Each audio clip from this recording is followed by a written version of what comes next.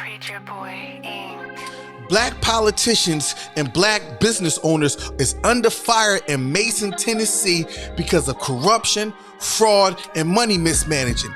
But something just ain't adding up here. Gutta And Saved, they can't stand me. The black political leaders in Mason, Tennessee is under fire because of fraud, money management, and corruption. But here's the catcher. The black leaders didn't have no part in the money mismanagement, the corruption, and the fraud that was going on in the town. For the last 20 years or so, the town of Mason, Tennessee was under the governance of an all-white political structure. Since 2016, Mason, Tennessee, a predominantly black community, has been under the leadership of some black politicians. They have a black mayor, and most of the councilmen and women are predominantly black. What's crazy is they are now being held accountable for the corruption, the fraud, and the money mismanagement, and paying back all those debts that was left by the last administration that they had no part in. I said, what the hell? What's happening in Mason, Tennessee is very disturbing. But the crazy thing that we need to be focused on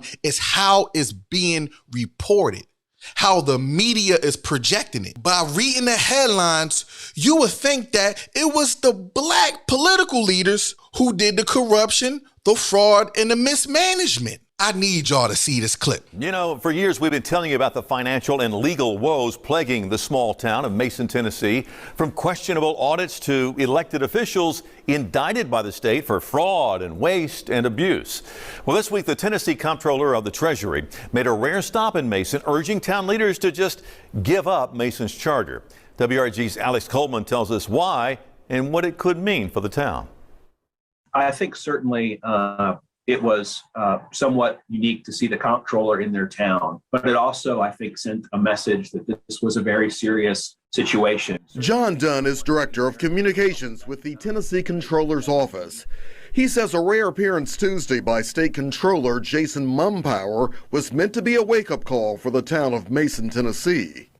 The town of Mason has had mismanagement and financial trouble for many years now. The state is urging Mason's elected officials to relinquish the town's charter, unincorporate, and be folded into Tipton County government. The other option for the state to take over. The comptroller's office would have the final say on every expenditure that is made within the town of Mason. And that is a difficult place to be. It's something that we don't do very often. The prospect of giving up Mason's charter has stirred emotions at City Hall. Because we know that we can and we will fight for our charter. Vice Mayor Virginia Rivers questions the timing of the Comptroller's visit, saying the state is getting serious now because Mason sits so close to where Ford's Blue Oval City will be built. The main concern is that they allowed this to go on for so many years. And now that the mega site is coming, it seems like it's a problem, and it's a big problem. The State Comptroller's Office admitting Mason's history of mismanagement presents a negative image. Opportunity will pass it by because outside companies, outside groups aren't going to want to invest in a community where they know there's the history of mismanagement. We inherited what had already happened. We came in trying to fix it. And without the help of anyone, we have struggled, and yes, we have made progress. Alex Coleman, WREG-TV, News Channel 3. At this point, Vice Mayor Rivers says the current administration is working to pay bills on time, but admits the community did take a huge economic hit when the West Tennessee detention facility closed last year. I don't care what nobody say. This is a mob-style, white supremacist, power struggle type of hostile takeover. And here's why I say this. For over 20 years, y'all knew about the corruption that the prior administration, who happens to be all white, was doing. Y'all knew about the fraud. Y'all knew about the corruption. Y'all knew about the poor money management. But yet, you still overlooked it. A lot of those folk had the privilege to resign. They had the privilege to go over to other positions. Some of them are under investigation, or so they say, but y'all already know how that go and how it's gonna turn out. Since 2016, the predominantly black leadership in Mason, Tennessee has been working hard to clean up Mason, Tennessee, to clear up the debt that they had no part in doing, and clear up the corruption and all that stuff that they had no part in. They worked hard to bring in new businesses and help the community flourish. And now Mason is on the verge of being taken by them because of what the prior administration did. That's crazy, ain't it? See, the devil busy, y'all. Okay, listen, it's like this. I'm gonna give y'all an analogy. You and your brother inherit a property your parents left you, right? You let your brother go on over there and manage the property. Then you find out he wasn't paying the taxes. He wasn't keeping it up. He neglected the repairs. He just flat out let the place go to a dump, right? Then on top of that, come to find out he was doing some little shady activity behind closed doors. Then he resigned and said, hey man, you can have the place. And he just left. Then you come in, clean it up, work off the debt he accumulated, paid off all the back taxes. You try your best to do everything the legal way. And just when you get things on track, here he comes talking about he want it back. Have you lost your damn mind? This describes what the state comptroller of Tennessee is doing. Jason Mumpower. Yeah, him. He just recently had the audacity to send all the business owners in Mason, Tennessee, a letter encouraging them to give up their charter. Now you might ask, what does giving up their charter mean? I'm glad you asked that. Let me explain. If he get enough people to release their charter to him, what it would do is take away the power from the local governance and give the power to a county called Tempton County, which is ran by predominantly white men. So they want to take the power away from the black folk, the black local leaders, and give it to the county of Tempton just so they can have that power again. It's almost like how unions do to corporations, if you understand what unions do. You can't make this up, man. I'm going to put the article down in the description. I'm going to put the link to the article down there. Now, this is where it gets spicy. The real reason why Jason Mumpower and those guys in Tipton County is trying to take over Mason again. Mason, Tennessee is 5 miles away from where Ford is about to build their Blue Oval City, which will be their new warehouse of building electric cars and batteries and all that good stuff. And Mr. Mumpower knows that this is a multi-billion-dollar project that is going to bring 26,000 new jobs to that community and over $22 million to the state. I can hear Ignorant in the back saying now, well, Reese, they is just trying to help the black community out. Question, where was the help in 2016, 2017, 2018, 2019, up into current when the mayor was asking the state for help with different projects they had going on around the town of Mason? Where was those people then? Because they sure enough did deny her every last time. There's an old saying in Tennessee, I know it's in Texas, probably in Tennessee, that says, fool me once, shame on you.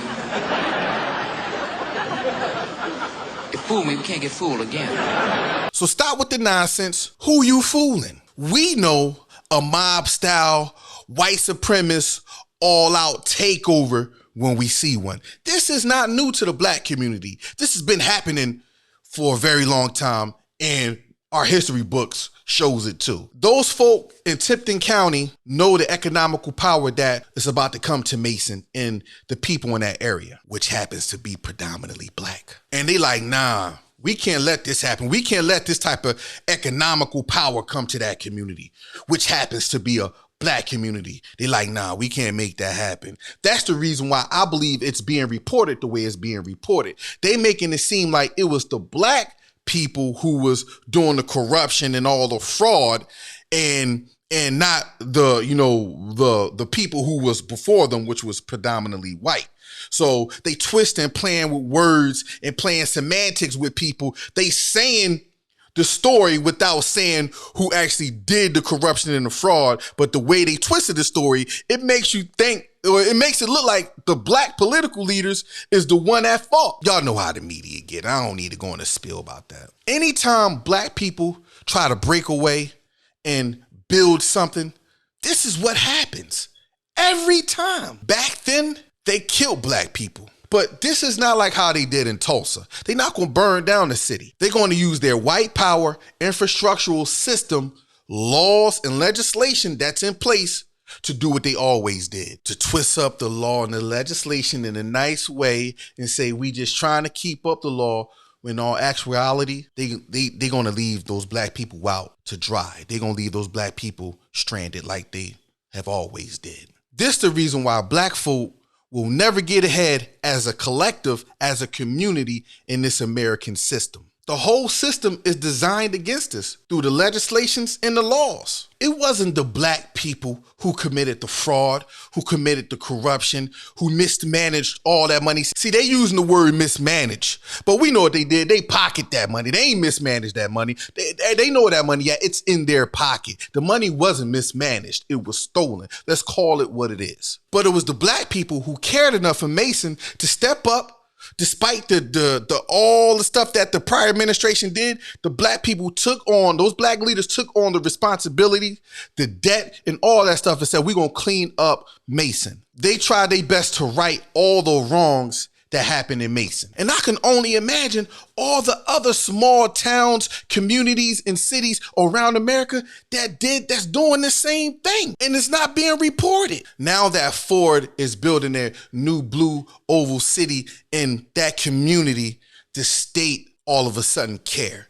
Those politicians who was once corrupt are now not corrupt because they want something back. This is normal behavior by the dominant society. Let's call it how we see it. History has shown this time after time after time through the redlining, the gentrification, the predatory lending, and just recently, Wells Fargo denying a lot of black people the privilege of refinancing their house when they had good credit. So none of this is new to the black community. We just continue to fight. I'm glad Ford came out and said something. This is what Ford had to say.